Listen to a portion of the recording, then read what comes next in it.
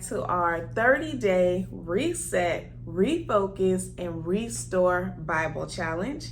My name is Chillette, and this challenge was just designed to help women slow down, get in our word, spend intentional time with God so that He can reset our minds, refocus our priorities, and just restore our souls. Today, I am here with my beautiful niece, Londyn Grace. And y'all, I'm just so excited to have her here because my mom has been having them do the challenge as well. She sent me videos of them sitting on the couch, watching it on the TV. And of course, she'll break it down to where they can understand. But if you know Londyn, a lot of times she's like kind of shy, a little timid.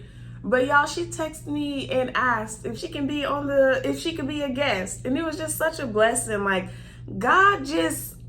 when God do things, sometimes, Londyn, if you could say, sometimes is it difficult for you to open up to people? Yeah. It's definitely, we be trying to pry stuff up out of her. But in this challenge, she was encouraged to be courageous and come on here and just tell her testimony and talk about the goodness of the Lord. And I'm just so proud of you. You're welcome. Okay, so y'all, like I said, we are on day 13 and it's Ask God for Wisdom. We are coming from James, the first chapter, verses 5 through 6. Do you want to read it for us? Sure. Okay. If any of you lack wisdom, let him ask of God, that giveth to all men liberally, and upbraideth not, and it shall be given him. But let him ask in faith, nothing wavering. For that wavering is like a wave of the sea driven with the wind and tossed. When you think about that, Londyn, what stands out to you when you read that?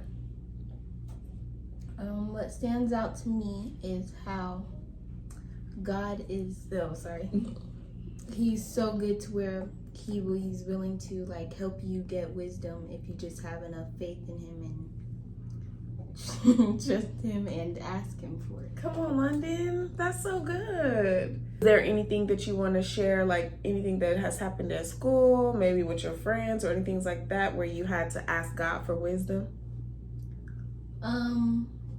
I guess one time is where I got caught up with wanting to be with the popular kids or whatever. Mm-hmm. And I became friends with a girl and allowed her character to completely change who I was. Like, I was an AB honor roll student. Yeah. I was nice to people. Yeah, but I let her change me to the point where I was very hostile. I was, to be honest, cussing people out. Dang. And the grades were far from A and B. Mm-hmm. So you said that you got caught up in the friendship and you allowed her character and her personality to transform yours. What happened? How did you allow that to happen, and how did you become? Because at the time, I was friends with another girl. We were basically the same, we were both smart and nice to people even when they weren't so nice. And at the time, people were very rude about that. And basically me and my friend, we got bullied a lot. Yeah. Like stuff poured in our food at lunch and stuff like, yeah. Oh, okay. Stuff like that. And I guess I was both kind of obsessed with this whole thing about being cool. Yeah. Or something. And I met this other girl. She seemed like she was one of the cool people. And so I was hanging out with her. And the more I hung out with her, the more I started to realize things in myself started to change. My grades started to drop. And I was way more hostile than I usually was. So you said you start getting hostile and things like her. So how did you feel in that situation? At the time, I didn't really realize when it had first happened, but when I did start to come to realization that I was changing who I was, I felt that, it's a little too late. It's been a year of me being like this, so I might as well just keep being this way because now everyone that was once nice to me, I was so rude and hostile that I turned them all against me. So if I stopped being friends with these girls, that changed who I was. Who would I be hanging with? And being alone, that isn't really what you want to be when you're in middle school and even in elementary school. I was alone and I did not like that. Yeah. So you felt like you were so wrapped up and so entangled in the situation that if you made so many enemies, so if you tried to stop, you wouldn't have anybody because you only had the people who was mean and rude and all that. So you just continued with it. Okay, so what changed? How did you get out of that situation? How did you ask God for wisdom to get out of that situation? I had to keep, like, I don't know, like, after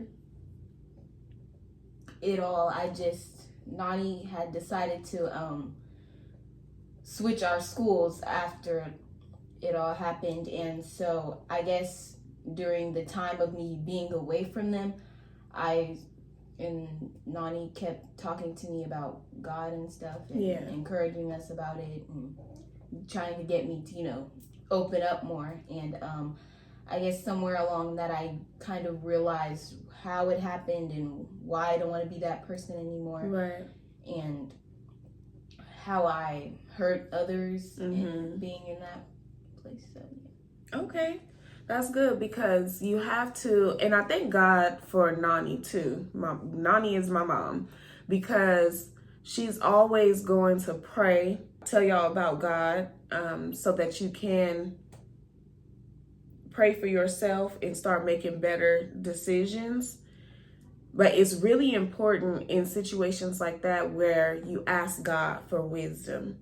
You have to ask God for instructions in every relationship. You have to ask him for wisdom so that you can know how to deal with people because it's so real. And thank you for your transparency because I know a lot of times we want to get on here and be like, oh yeah, I was the one that was stopping the bullies. But sometimes, because that's that seems like the hero thing to do. But sometimes you have to realize you're in a situation that you wouldn't typically, you're not typically proud to be in. But sometimes when we don't ask God for wisdom, we will find ourselves in a situation where we are changing our character and we are inflicting pain on other people and, projecting our insecurities on them, trying to be with the cool kids, and we end up, treating other people how they shouldn't be treated. So can you let us know now how we're in the new school? Because I know you didn't want to take those same behaviors from the old school to the new school. So how is it going now? It's much more peaceful, I'd say, because now I don't socialize with people as much now. If I see that someone else is, ghetto or something, then I most definitely will not associate with them. So do you find yourself being more intentional with the relationships that you get into now? Yeah. I want to let you know, like, you can still be talkative and, interacting with the other kids, with your peers. You just want to ask God for wisdom in the relationships that you build. You can be a person, that's kind and that's, shows the attributes and the qualities of God without being a mean girl. So I can imagine, when you was going through that difficult time at school, because I remember, girl, you was getting in a lot of trouble, a lot of trouble. How do you feel that the situation would have been different if you would have trusted God more or asked for wisdom in the situation? I would probably not have stuck with them as long as I would have. I probably, if I asked him for wisdom, I probably wouldn't have felt that if I'd rather have fake friends than no friends. I probably would have been okay with being alone or trying to apologize to some of the people that I have made enemies with, and probably could have made better friends and got better grades while trying to do it. That's good, because I also want to let you know, Londyn, that even when you feel lonely, it's really a trick of the enemy, because in God's word, he says he will never leave you nor forsake you. That means you are never by yourself. You never lonely. And so if you feel lonely, it's because it's the devil trying to make you think that you're lonely. But whenever you have those feelings, you have to sift it through God's truth, meaning what does the word say about lonely? So if you ever feel lonely, then go in the Bible and look up, go on your phone, because I know y'all know how to search the internet and stuff, and look up scriptures about loneliness. And it'll give you so many scriptures to let you know that God loves you and that you're not alone. Because when you feel like you're lonely and then you start believing it, it'll cause you to act like you're lonely, and then you'll be searching for fulfillment in the wrong places. You get what I'm saying? And then when you ask for faith, like you said earlier, the key to, because when you ask for wisdom, God will give it to you liberally, meaning he wants to give it to you. The key in here is, but let him ask in faith, nothing wavering. So whenever you ask for wisdom, ask and have that assurance, knowing that God is going to help you get through it. God is going to give you the instructions that you need to get through the situation, okay? I know you got into a dark place, didn't you? Is there anything you want to share or no? Sure. During the fake friend thing, our living situation wasn't that well either, which also made it difficult. And then while I was being a mean girl, it kind of put my mind in a place where it shouldn't be, and I was confused about a lot of things, whether this was worth it. And it all because it honestly started with me drawing marks on myself, like X's or like just lines that look like scars.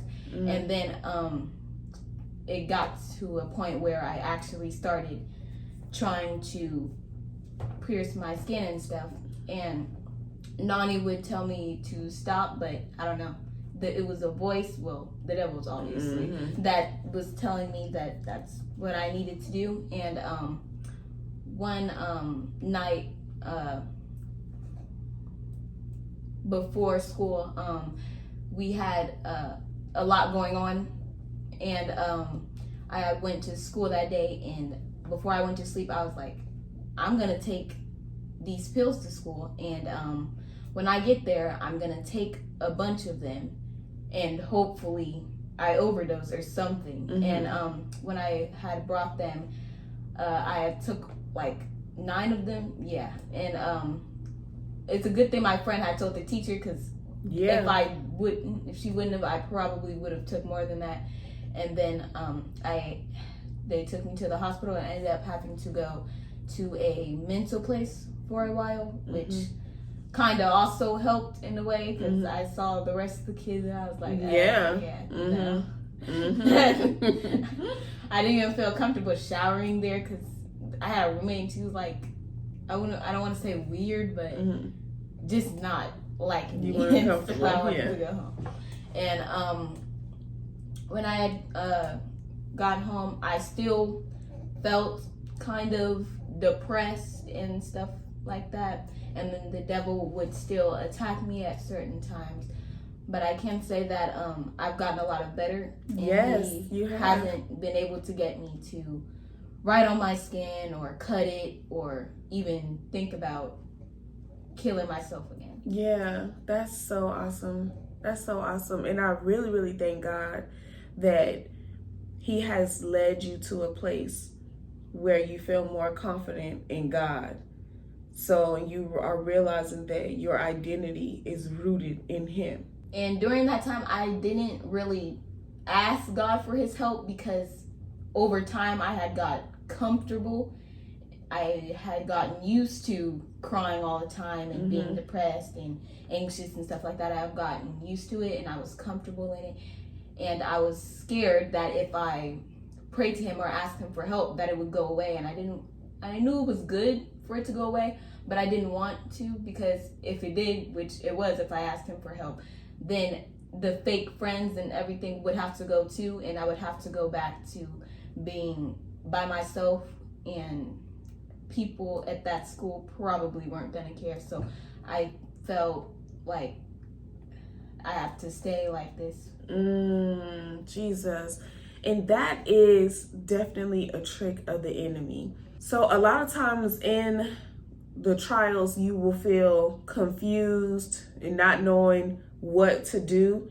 And that's why it's so important, you guys, to ask God for wisdom and direction. Because if you don't, you're so confused. And like Londyn said, she was so confused about everything that was going on around her. And mind you, you 13. This was like a couple of years. I was 11. Yeah, you was 11. I can really only imagine, how confusing that could be for you. But even for me or for any of us adults, when we're in situations, when we're going through trials and we don't understand why these things are happening and we can't process it, guys, please run to God and ask Him for wisdom. Like Londyn said, she had gotten so comfortable in the confusion, in the situation that she was in the trials that she was in, that she felt scared to ask God for wisdom. She felt scared to ask God for help because she got so attached to it.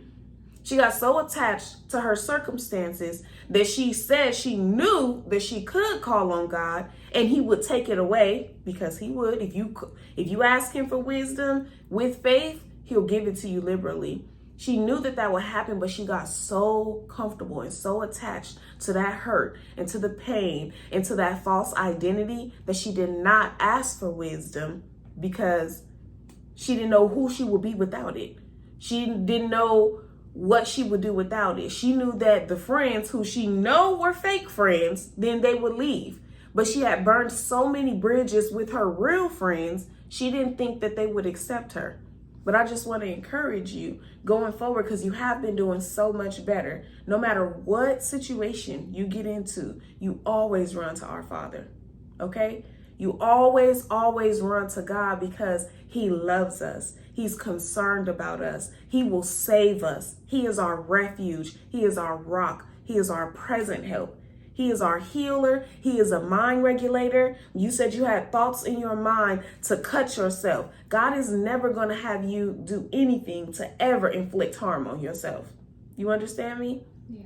So you guys, I encourage you, and I'm so thankful that you have been courageous enough and brave enough to come on here and share your testimony, because even though you are 13, you still have a voice. You still have purpose. You have a calling, and God is going to use you to be able to help so many other people. I already know so many people are going to be blessed by this. Is there any encouragement that you want to give to someone who may be struggling with the same things that you were struggling with? I guess I would have to say, just don't be afraid to ask God for help. And even if it seems that you wouldn't know who you are if you didn't have those fake friends, and it doesn't have to be those fake friends. It could be if you want to fit in with the messy coworkers at your job or something like that. Mm-hmm. Just know that you're never alone, because God is always with you, and with God there's nothing that you can't get through. And like the scripture said, if you want wisdom, you just gotta have faith in Him and know that He's giving it. He's gonna give it to you. Come on. And just ask Him for it. That's good, Londyn. Okay, y'all. Well, I really, truly hope that y'all were encouraged. Comment down below and send some encouragement to Londyn. I am gonna let her read all the comments. And I love you guys so much. If you have not joined the challenge, you still have time to. As you can see, this challenge is encouraging and transforming so many women's lives, even the teenagers. So join the challenge. I'm going to put the link in the description so that you can download your free calendar that has all the scriptures of the day that we are working on.